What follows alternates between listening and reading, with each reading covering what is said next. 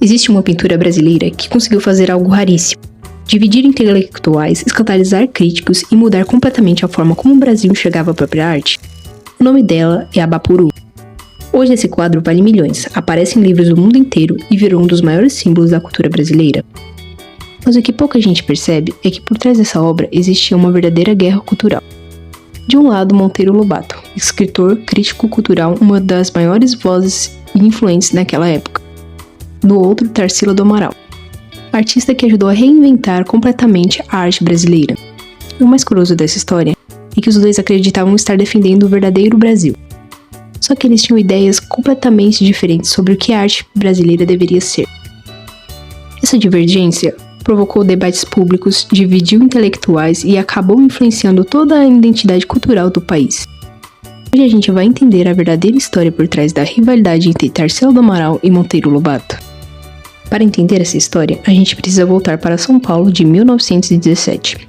Esquecer por um momento aquele Monteiro Lobato associado apenas ao sítio do Pica-Pau Amarelo. Naquele período, Lobato era um dos críticos culturais mais respeitados do país. A opinião dele tinha peso, muito peso. Um elogio podia impulsionar um artista, uma crítica podia destruir reputações. E Lobato tinha uma visão bastante clara sobre o que era arte de qualidade. Para ele, a boa arte precisava ter técnica, equilíbrio e representação fiel da realidade. Ele valorizava pinturas mais tradicionais, próximas do realismo e do academicismo europeu. Só que naquele mesmo período, algo completamente diferente começava a surgir no país.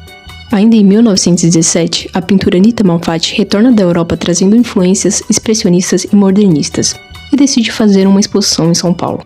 Os quadros chocaram muita gente, as cores eram intensas, os rostos pareciam distorcidos, as formas fugiam completamente do padrão tradicional. Alguns jovens intelectuais ficaram fascinados, mas Monteiro Lobato enxergou aquilo de outra forma. Poucos dias depois, ele publicou no jornal O Estado de São Paulo um artigo que entraria para a história: Paranoia ou Mistificação? No texto, Lobato critica duramente a arte moderna. Ele argumentava que aquelas obras abandonavam princípios técnicos importantes e representavam uma deformação exagerada da arte. O artigo gerou enorme repercussão. A exposição virou um assunto em toda São Paulo, e aquele momento acabou simbolizando o início do grande conflito entre a arte tradicional e o modernismo brasileiro. O que Monteiro Lobato talvez não imaginasse é que a sua crítica acabaria fortalecendo ainda mais o movimento moderno. Muitos artistas e escritores jovens passaram a enxergar aquele ataque como o símbolo de um pensamento antigo que precisava ser superado. Entre esses intelectuais estavam Oswald de Andrade, Mário de Andrade e, alguns anos depois, Tarsila do Amaral. Quando Tarsila retorna ao Brasil em 1922, ela encontra um ambiente cultural efervescente. A Semana de Arte Moderna havia acabado de acontecer. Os artistas modernistas queriam criar algo novo, algo autenticamente brasileiro. E Tarsila rapidamente se torna uma das figuras centrais desse movimento. Ao lado de Anita Malfatti, Oswald de Andrade, Mário de Andrade e Menotti Del Pitta, ela passa a entregar o famoso Grupo dos Cinco. Mas existe um detalhe importante aqui. Tarsila não defendia simplesmente rejeitar a cultura europeia. Ela mesma estudou em Paris e teve forte influência das vanguardas europeias.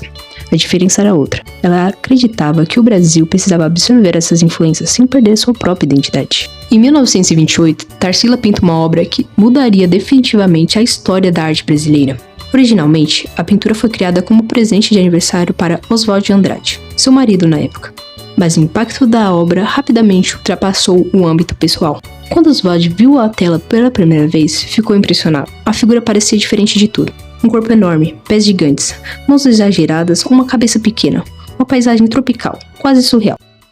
Intrigados com a imagem, Tarsila e Oswald consultaram um dicionário de Tupi-Guarani e encontraram a palavra Abapuru, o homem que come gente. E foi justamente dessa ideia que nasceu o movimento antropofágico. A proposta era revolucionária. O Brasil não deveria simplesmente copiar a cultura europeia, mas também não precisava rejeitá-la completamente. A ideia era devorar as influências estrangeiras, absorver aquilo que fosse interessante e transformar tudo em uma arte autenticamente brasileira. O Abapuru virou símbolo dessa nova visão cultural. As proporções exageradas da figura reforçavam essa proposta. Os pés e as mãos enormes simbolizavam a ligação com a terra, com o trabalho físico e com a realidade brasileira. E a cabeça pequena costuma ser interpretada como uma valorização maior da experiência humana, instintiva e sensorial, em vez do excesso de racionalismo acadêmico. Ao fundo, o sol intenso e o cacto ajudam a construir essa paisagem tropical brasileira que o modernismo queria colocar no centro da arte nacional. E aqui aparece uma das grandes divergências entre Tarsila e Lobato.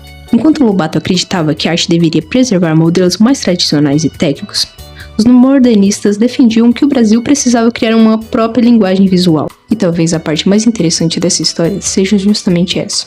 Não existia um vilão simples. Monteiro Lobato realmente acreditava que estava defendendo a qualidade artística e combatendo o que considerava exageros importados da Europa. Já Tarsila e os modernistas acreditavam que o Brasil precisava romper com padrões antigos para encontrar sua própria identidade cultural.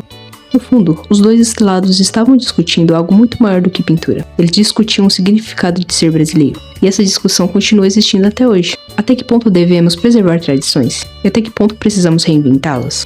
E Tarsila do Amaral acabou se tornando um dos maiores símbolos da arte nacional. Com o passar do tempo, o modernismo brasileiro ganhou enorme reconhecimento. O Abapuru virou referência mundial.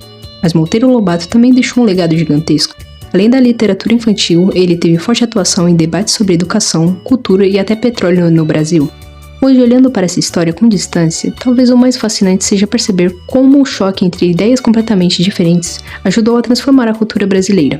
Porque muitas vezes a arte evolui justamente através do conflito, da discordância, da provocação. E talvez seja por isso que essa história ainda parece tão atual. Agora eu quero saber a sua opinião. Se você estivesse vivendo naquela época, você teria se identificado mais com a visão tradicional de Lobato ou com a revolução artística proposta por Tarsila e os modernistas? Comenta aqui embaixo porque eu quero muito ler, porque entender a arte muitas vezes é entender os conflitos que ajudaram a construir a nossa própria cultura.